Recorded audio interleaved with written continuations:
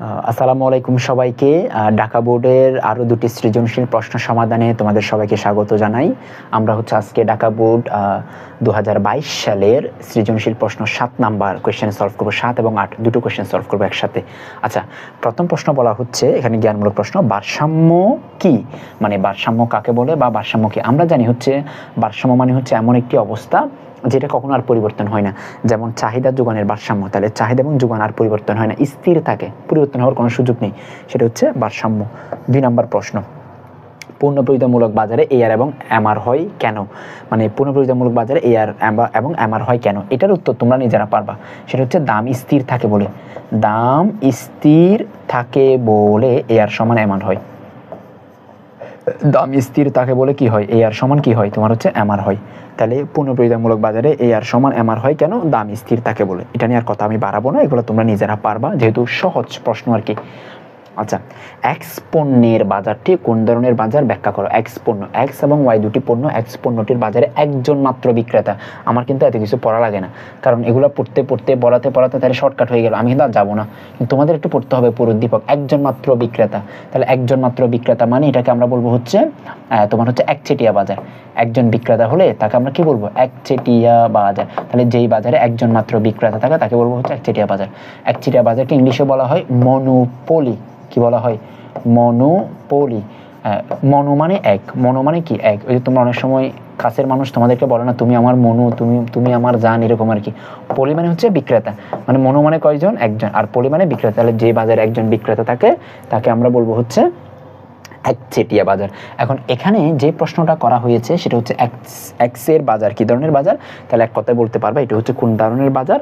এটা হচ্ছে একচেটিয়া বাজার। আর এখানে শুধু এতগুলো একচেটিয়া বাজার বললে হবে না, এটা একটু ব্যাখ্যা করতে হবে। তাহলে একচেটিয়া বাজার কাকে বলে? একচেটিয়া বাজারের বৈশিষ্ট্যগুলো, ওই যে একজন মাত্র বিক্রেতা, তারপর হচ্ছে চাহিদা যোগান স্থির, তারপর হচ্ছে বিজ্ঞাপনের প্রয়োজন হয় না, পরিবহন ব্যয় বিবেচনা করা হয়, এই বিষয়গুলো লিখবে আর কি।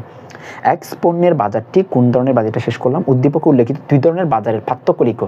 মানে 2 ধরনের বাজার। ওয়াই দ্রব্যের বাজার কোনটা দেখি? ওয়াই দ্রব্যের বাজার হচ্ছে অসংখ্য ক্রেতা এবং বিক্রেতার সমাগম রয়েছে, সমজাতীয় দ্রব্য উৎপাদন রয়েছে। তার মানে সমজাতীয় মানে এটা হচ্ছে পূর্ণ প্রতিযোগিতামূলক বাজার। এটা কোন বাজার? পূর্ণ প্রতিযোগিতামূলক বাজার। পূর্ণ প্রতিযোগিতামূলক বাজার। কোন বাজার? এটা হচ্ছে পূর্ণ প্রতিযোগিতামূলক বাজার। তাহলে এতক্ষণ পড়ছে একচেটিয়া বাজার, এখন পড়ছে পূর্ণ প্রতিযোগিতামূলক বাজার। এখন পার্থক্য কি? এখন পড়ছে পার্থক্য। তাহলে পার্থক্যগুলো কিভাবে লিখবে জানো? পার্থক্য লিখবে এভাবে, তুমি 3টা কলাম করবা, টোটাল 3টা কলাম এভাবে বড় করে 3টা কলাম করবা। একটার এখানে লিখবে হচ্ছে বিষয়, এখানে কি লিখবা? বিষয়।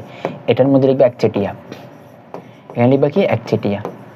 এটা হচ্ছে তোমার পূর্ণ প্রতিযোগিতা, এটা কি লিখবা? পূর্ণ প্রতিযোগিতা। এখন পার্থক্যের বিষয়গুলো লিখে ফেলবা। এগুলো জলদি লেখা যায় যে পার্থক্যের বিষয়। যেমন আমরা অনেকগুলো পার্থক্যের বিষয় হতে পারে, অনেক হতে পারে, এখানে অনেক হতে পারে। যেমন 1 নম্বর হচ্ছে সংখ্যাগত পার্থক্য। তাহলে যে বাজারে একজন মাত্র বিক্রেতা থাকে তাকে বলা হচ্ছে একচেটিয়া বাজার। যে বাজারে অসংখ্য ক্রেতা, অসংখ্য বিক্রেতা সমজাতীয় দ্রব্য ক্রয় বিক্রয় করে তাকে বলা হয় পূর্ণ প্রতিযোগিতামূলক বাজার। 2 নম্বর হচ্ছে ক্রেতার সংখ্যা, মানে ক্রেতা কয়জন তাকে এখানে বলবে, এখানেও অসংখ্য, এখানেও অসংখ্য। 3 নম্বর হচ্ছে বিক্রেতার সংখ্যা, বিক্রেতার সংখ্যা। 4 নম্বর হচ্ছে দাম, দাম এখানে হচ্ছে দাম ধীরে ধীরে হ্রাস পায়, এখানে হচ্ছে দাম স্থির থাকে। এভাবে করে তুমি এখানে 4 নম্বর প্রশ্ন তো কমপক্ষে তুমি এখানে 6টা বা 5টা পার্থক্য দিবা। 5টা বা 6টা দিলে হবে। অনেকে আছে 7টাও দিতে পারে, তাহলে তুমি যথেষ্ট। 7টা দিলে তো যথেষ্ট হয়, নাম্বার কম দেওয়ার কোনো সুযোগ নেই। 7টা দিলে খুবই পারফেক্ট হবে। মোটামুটি এটাতে জটিলতা না, এটা তোমরা নিজেরা পারবা। এগুলো কিন্তু প্রশ্ন আসে কিন্তু একদম। এখানে একটা মজার বিষয় হচ্ছে অর্থনীতির ক্ষেত্রে হচ্ছে বিগত সালের প্রশ্নগুলো একটু ভালো মতো ব্যাখ্যা করে করে পড়লে এই প্রশ্নগুলো কিন্তু রিপিট হয়, মানে বিষয়গুলো আসে পরীক্ষার প্রশ্নে। তাহলে 7 নম্বর কোয়েশ্চেন নিয়ে কথা নেই, চলো 8 নম্বরে যাই। 8 নম্বর কিন্তু খুবই গুরুত্বপূর্ণ কোয়েশ্চেন, এটা কিন্তু লুকোচুরি না, এটা একদম খুবই পারফেক্ট। সামগ্রিক আয় কি? সামগ্রিক আয় মানে হচ্ছে জাতীয় আয়, এটা কিন্তু আমরা জানি। সামগ্রিক আয় মানে কি? জাতীয় আয়। আমরা জানি হচ্ছে একটি নির্দিষ্ট সময়ে একটি দেশে একটি দেশে যে পরিমাণ চূড়ান্ত দ্রব্য সেবা সামগ্রী উৎপাদিত হয় তার বাজার মূল্য বা আর্থিক মূল্যকে বলা হচ্ছে কি? সামগ্রিক আয়। তাহলে একটি নির্দিষ্ট সময়ে একটি নির্দিষ্ট দেশে যেই পরিমাণ চূড়ান্ত দ্রব্য বা সেবা সামগ্রী উৎপন্ন হয় বা উৎপাদন করা যায় তাকে বলা হচ্ছে কি? সামগ্রিক আয়। সঞ্চয় ও বিনিয়োগের সম্পর্ক কিরূপ?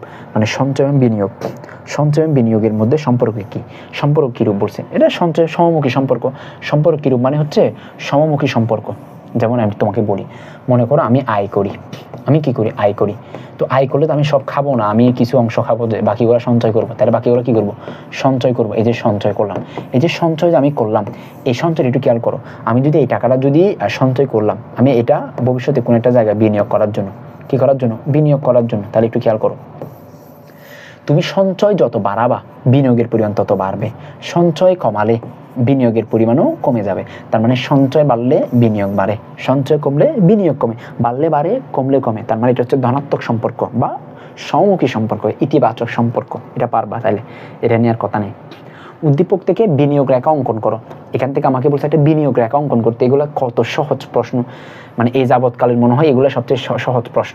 আচ্ছা, বিনিয়োগ রেখা কেমন অঙ্কন করবা দেখো।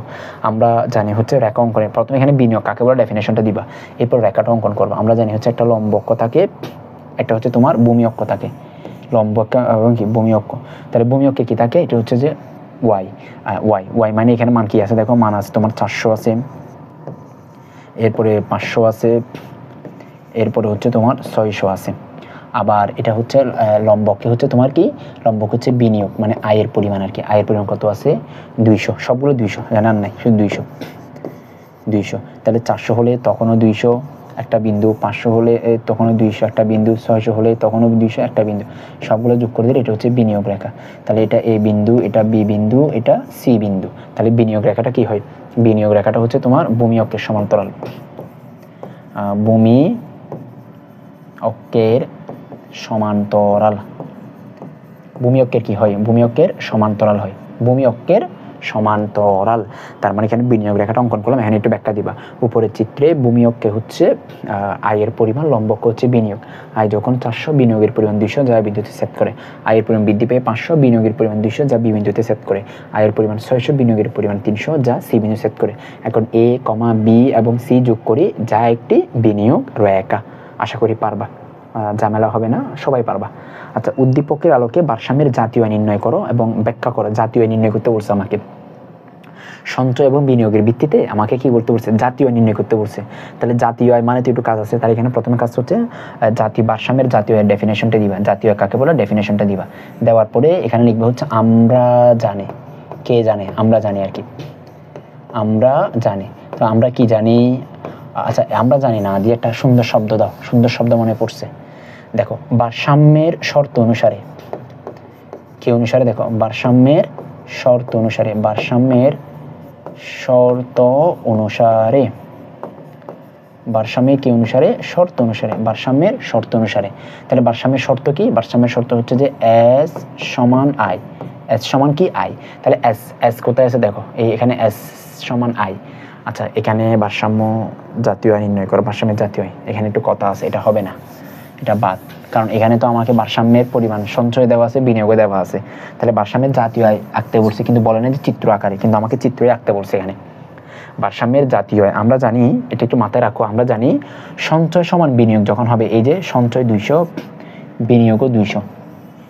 আবার অন্যদিকে সামগ্রিক আয় কত, তখন 500। এটাই হচ্ছে ভারসাম্যের আয়। এটাকে আমরা কি বলতে পারবো, ভারসাম্যের আয় বলতে পারবো। এই যে ভারসাম্যের আয় হচ্ছে 500। এখানে এখন এভাবে তো বলে দিতে পারবা না, তোমাকে চিত্র অঙ্কন করে দেখাতে হবে কোথায় ভারসাম্য অর্জিত হয়। তাহলে চিত্রটা অঙ্কন করি। 500, 200 না, 100, 200, 300। আমি তোমার হচ্ছে ব্ল্যাক একটা হোয়াইট বোর্ড নিচ্ছি যাতে এটা তোমার জন্য সহজ হয়। চলো এখন আমরা চিত্রটা অঙ্কন করবো আর কি। ব্ল্যাক হোয়াইট বোর্ডের মধ্যে চিত্র অঙ্কনটা কি হয়, সহজ হয়, তাহলে তোমার বিষয়টা বুঝে আসবে। আসো তাহলে দেখো, আমরা দিলাম হচ্ছে তোমার এই যে দেখো, আমরা দিলাম হচ্ছে একটা লম্ব অক্ষ দিলাম, এটা হচ্ছে তোমার ভূমি অক্ষ দিলাম। ভূমি অক্ষে আমার কি আয়, মানে আয়, এখানে হচ্ছে জাতীয় আয় আর কি, জাতীয় আয়। তাহলে জাতীয় আয়কে আমরা কি দিয়ে প্রকাশ করি, ওয়াই দিয়ে প্রকাশ করি। আর মূলবিন্দু কত, 0। আর লম্বকে কি, লম্বকে হচ্ছে সঞ্চয়, সঞ্চয় মানে হচ্ছে এস, কমা হচ্ছে বিনিয়োগ আয়। তাহলে মান কত আছে, মান আছে তোমার হচ্ছে, মান আছে তোমার কত 100, মান আছে কত 200, মান আছে কত 300। তাহলে 100 100 করে ব্যবধান আর কি, মানগুলো ধরলাম। আচ্ছা, এরপরে ভূমি অক্ষে জাতীয় আয়ের পরিমাণ কত আছে, জাতীয় আয়ের পরিমাণও আছে তোমার 400, জাতীয় আয়ের পরিমাণ আছে তোমার 500, জাতীয় আয়ের পরিমাণ আছে তোমার 600। এখন চলো, আয় যখন কত 400, তখন বিনিয়োগের পরিমাণ হচ্ছে 200, এখানে একটা বিন্দু। আয় যখন 500, তখনও কিন্তু 200, এখানে আর একটা বিন্দু। আয় যখন 600 তখনও 200, এখানে একটা বিন্দু, এটা হচ্ছে বিনিয়োগ রেখা। এটা কি রেখা? বিনিয়োগ রেখা। এখন হচ্ছে সঞ্চয়, সঞ্চয়টা আমরা অন্য একটা কালার দিচ্ছি। দেখো আয় যখন 400 তখন হচ্ছে বিনিয়োগের পরিমাণ কত, এই যে মানে সঞ্চয়ের পরিমাণ হচ্ছে 100। আয় যখন বৃদ্ধি পেয়ে 200 হয়, আয় যখন 500 হয় তখন বিনিয়োগের পরিমাণ হচ্ছে কত, 200, এখানে একটা বিন্দু। আয় যখন 600 হয় তখন হচ্ছে 300, এইখানে একটা বিন্দু। এখন এই সবগুলো বিন্দু যোগ করে দাও এখানে, ফ্রি হ্যান্ড একেবারে। এটা হচ্ছে সঞ্চয়, তাহলে এটা হচ্ছে বিনিয়োগ, এটা হচ্ছে কি সঞ্চয়। একটা বিনিয়োগ, একটা কি সঞ্চয়, একটা বিনিয়োগ, একটা সঞ্চয়। তাহলে উভয় সেট করছে কোন বিন্দু, দেখো এইটা হচ্ছে এই বিন্দু, এই বিন্দুটা হচ্ছে ভারসাম্য বিন্দু, এই বিন্দুটা কি ভারসাম্য বিন্দু, এই যে বিন্দুতে সেট করছে। তাহলে এখানে জাতীয় আয়ের পরিমাণ কত, এটা হচ্ছে 500, এটা হচ্ছে ভারসাম্যের জাতীয় আয়। এটা কি ভারসাম্যের জাতীয় আয়, ভারসাম্যের কি হবে তোমার জাতীয় আয়। এটা হচ্ছে ভারসাম্যের কি আয়, জাতীয় আয়। তাহলে এটা একদম সহজ ভাষায় তুমি লিখতে পারবা না যে ভারসাম্যের জাতীয় আয় কোনটা, এটা হচ্ছে ভারসাম্যের জাতীয় আয়। এটা ব্যাখ্যা কি দিবা, উপরের চিত্রে ভূমি অক্ষে জাতীয় আয়, লম্ব অক্ষে হচ্ছে সঞ্চয় এবং বিনিয়োগ। ভারসাম্যের জাতীয় আয় 500 হলে সঞ্চয় এবং বিনিয়োগ সেট করে কোন বিন্দুতে, এই বিন্দুতে। এই বিন্দুতে ভারসাম্যের জাতীয় আয় হচ্ছে কত, 500, অন্যদিকে সঞ্চয় এবং বিনিয়োগের পরিমাণ হচ্ছে কত, 200। এটার ব্যাখ্যা দিতে পারলে ওই 4 পাওয়াটা মানে তোমার জন্য একেবারে সহজ হবে। কিন্তু এখানে কিন্তু পরীক্ষার প্রশ্নে কিন্তু তালিকা দেওয়া ছিল। এখানে একটা বড় বিষয় হচ্ছে এখানে কিন্তু তালিকা দেওয়া ছিল। আমার তালিকা থেকে আমাকে কি করতে হবে, রেখাচিত্র অঙ্কন করতে হবে। আর রেখাচিত্র অঙ্কন করে আমাকে রেখাচিত্র দিয়ে কি দেখাতে হবে, তোমার হচ্ছে এই যে ব্যাখ্যাটা দিতে হবে। ব্যাখ্যার চিত্র থেকে আমাকে ব্যাখ্যাটা দিতে হবে। এইটা দিতে পারা মানে হচ্ছে তুমি পরিপূর্ণ এটার অ্যান্সার করতে তুমি পারবা। আশা করি এই চিত্রটা অঙ্কনের মাধ্যমে এই বিষয়টা তোমার জন্য সহজ হবে। সো কঠিন একেবারে হবে না, কঠিন বলে আসলে এখানে কোনো কিছু নেই, কঠিন বিষয়টাও তোমার এখানে নেই, এখানে সবগুলো সহজ বিষয়। তাহলে এই পার্টটা তোমার জন্য সহজ হবে আর কি, এটাতে একদমই কঠিন হবে না।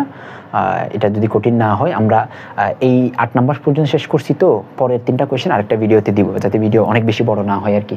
লাস্টের 3টা কোয়েশ্চেন দিলে মোটামুটি ঢাকা বোর্ডের 22 সালের কোয়েশ্চেনগুলো তোমার শেষ হবে। সো ধন্যবাদ সবাইকে, পরের ভিডিও দেখার